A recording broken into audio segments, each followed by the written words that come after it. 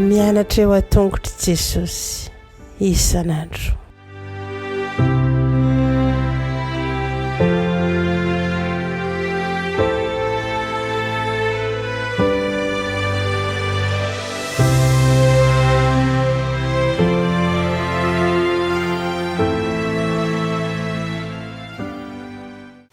Faly miarabantsika tsirairay avy-indray tonga eto amin'ny fotoana manokana izay ndrasantsika ny lesona ho an'ny lehibe isika amin'ity anio ity.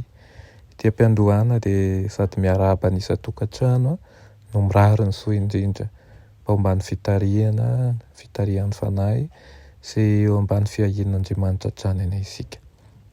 Hivavaka isika. Ry Tompon'Andriamanitra eo velom-pisaoranao izay fa mbola nomenao an'izao fotoana izao indray ahafahanay mandray ny teninao. Tompo ny sokafo ny fomam-pananay, anaro izay ho amin'ny fitondran'ny tena tsara sy mendrika ny fampianaranao ary eo ka ho feno fifaliana mandrakariva ny fonay. Anaran'i Jesosy, amen. Lohatenin'ny lesonantsika androany dia manao hoe ny fomba fiasan'i Jesosy sy ny valiteniny.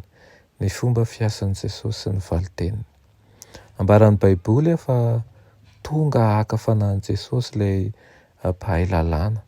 Fantatr' Jesosy tsara ny tanjony fantatr'Andriamanitra tokoa ny faniriany lalina ao am-pontsika. Mihoatra noho ny fahafantarantsika an'izany ary azo antoka fa tsy fantatsika izay ao am-pon'ireo izay manontany antsika sy ny antony manosika azy ianao an'izany. Sa tsy izany ve?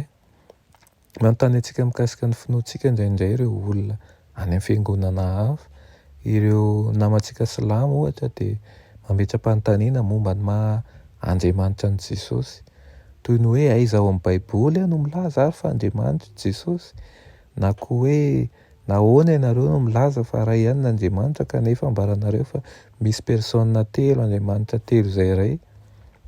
Mety hatezitra anao ireny fanontaniana ireny kanefa mety ho vokatry ny fo tokoa no ilan'ireny olona ireny an'i Jesosy ary maneho faniriana lalina na koa ny fahabangana ao anatin'ilay fanontaniana.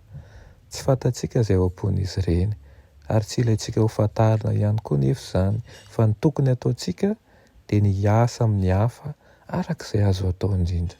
N'inona antony manosika azy ireo hametram-panontaniana. Mila valiteny isika indraindray kanefa tsy manao ezaka mba hita an'izany ihany koa. Hoy Jesosy hoe inona ny voasoratra ao amin'ny lalàna? Manahoana ny famakiana ho azy? Nanondra lafiny iray amin'ny fianarana izay manan-danja tokoa Jesosy. Tsy ampy ny miainy fotsiny ihany izay ambaran'ny hafa amintsika fa tena tokony hamaky ny soratra masina ho an'ny tenantsika ihany koa isika. Efa amin'ny soratra masina ny valiteny ary miasa ao am-pontsika ny fanahy masina mba hatakarantsika izay tokony atao. Men'Andriamanitra antsika ny teniny, ao amin'izany no ahitantsika ny fahamarinana rehetra izay ilaina ho fantarina mikasika ny tokony ho fomba fiainantsika, ny tokony ataontsika amin'ny hafa ary ny fomba azahoantsika mandova ny fiainana mandrakizay. Manana ny anjara asany tokoa ny mpampianatra sy ny mpitandrina kanefa tsy maintsy makeo amin'ny Baiboly isika halalantsika an'ireo fahamarinana tena manan-danja. Hoy ny ten'Andriamanitra hoe fanilo ny tongotro sy fanazavana ny lalako ny teninao. Tsy toy ny kaly fotsiny ihany io andalan-teny io fa fahamarinana masina tokoa izay mampitodika antsika amin'ny tenin'Andriamanitra sy mahazava-dehibe an'izany ho an'ny mpino.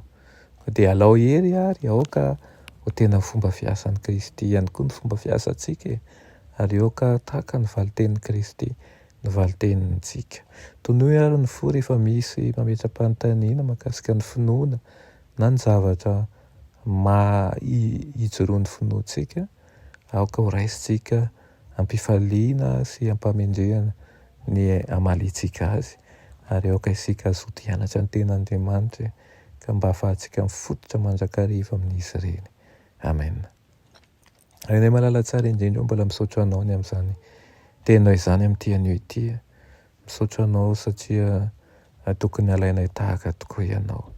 Mpianaro mandrakariva izahay mba hanana fotony sy fomba fiteny famaly ka hanana ny fomba fiasa tahaka anao. Da io ny tokantrano tsirairay avy izay manaraka izao fandaran'izao hitombo fity, hitombo fifaliana sy fahalalana anao. anaran'i Jesosy. Amen.